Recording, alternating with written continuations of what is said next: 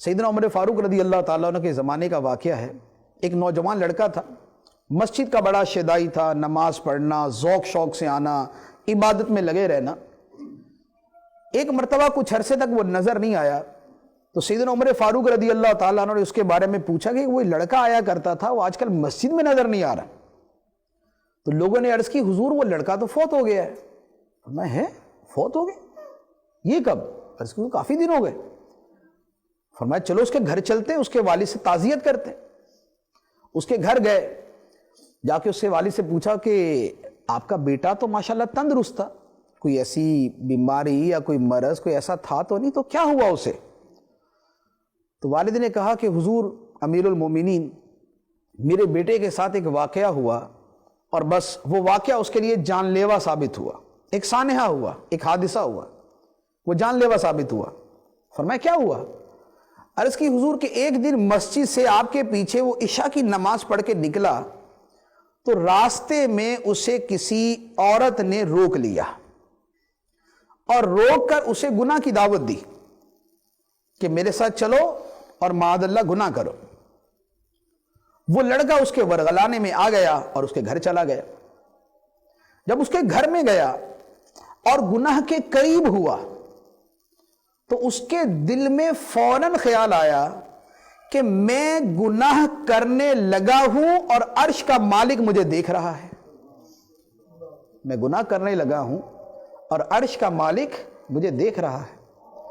یہ خیال آتے ساتھ ہی اس کے دل پہ ایسا ایک غم اور صدمہ طاری ہوا کہ بے ہوش ہو گیا۔ عورت ڈر گئی کہ یہ کیا ہوا، میں تو اس کے کس کام کے لیے لائی اور یہ تو بے ہوش ہو گیا۔ اس نے جیسے تیسے اس کو اٹھا کے باہر پھینکا۔ وہ لڑکا جب ہوش میں آیا، گھر پہ آیا اور گھر پہ آ کے اس نے سوچنا شروع کر دیا کہ میں کیا کرنے لگا تھا، میں کیا کرنے لگا تھا۔ اب اس کے دل میں بار بار خیال آ رہا ہے کہ میں مسجد سے نکلا، عرش کا مالک مجھے دیکھ رہا تھا، میں اس عورت سے باتیں کر رہا تھا، خدا مجھے دیکھ رہا تھا، میں اس کے گھر میں داخل ہوا، خدا مجھے دیکھ رہا تھا، میں اس کے قریب ہوا، خدا مجھے دیکھ رہا تھا، میں گناہ کرنے لگا، خدا مجھے دیکھ رہا تھا۔ جب بار بار اس نے سوچنا شروع کیا تو اللہ تعالیٰ کا ڈر اور اللہ تعالیٰ کی عظمت اس کے دل پہ ایسے طاری ہوئی، اس کا دل پھٹ گیا اور وہ فوت ہو گیا۔ عمر فاروق رضی اللہ تعالیٰ عنہ نے جب یہ واقعہ سنا فرمایا ہے اللہ کے ڈر سے تمہارا بیٹا فوت ہو گیا؟ کہاں اس کی قبر؟ اس کی قبر پہ چلتے۔ اس کی قبر پہ گئے، قبر پہ جا کے سیدنا عمر فاروق رضی اللہ تعالیٰ عنہ نے کہا اللہ تعالیٰ نے قرآن پاک میں فرمایا ہے وَلِمَنْ خَافَ مَقَامَ رَبِّهِ جَنَّتَانِ، اور جو اپنے رب کے سامنے کھڑا ہونے سے ڈر گیا اس کے لیے 2 جنتیں۔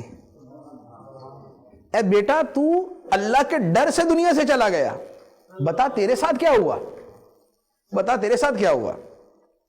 قبر سے آواز آئی اے امیر المومنین، اللہ سچا ہے، اس کا وعدہ سچا ہے، اللہ نے مجھے 2 ہی جنتیں عطا فرمائی، اللہ نے مجھے 2 ہی جنتیں عطا فرمائی۔ یہ کیا تھا کہ جو نفس نے ملامت کی کہ کیا کر رہا ہے، یہ کس کام کی طرف جا رہا ہے، یہ کس گناہ میں پڑنے جا رہا ہے، تو جو خدا دیکھ رہا ہے۔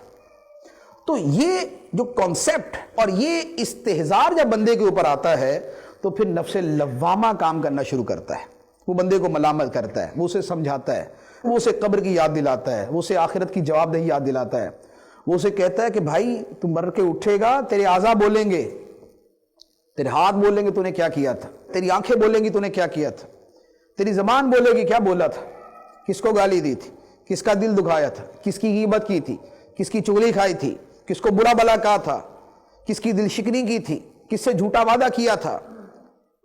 بندہ اختیار سے نہیں بولے گا، اختیار ختم، زبان خود بولے گی۔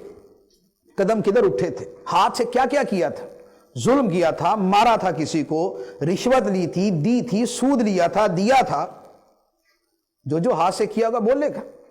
وَتُكَلِّمُنَا أَيْدِيهِمْ، اور ان کے ہاتھ ہم سے بات کریں گے، اللہ تعالیٰ فرماتے تو یہ جو انسان کے اندر کبھی سوچ آتی ہے، کبھی ہم بیان سنتے ہیں، کبھی کوئی موت کا واقعہ دیکھتے ہیں، کبھی انسیڈنٹ ہو جاتا ہے، کبھی قبرستان جانا ہو جاتا ہے، کبھی کوئی اچھی بات کان میں پڑ جاتی ہے، تو ہمارے اندر سے جو ملامت ہوتی ہے جسے ہم ضمیر کہتے ہیں، وہ نفس لوامہ ہے۔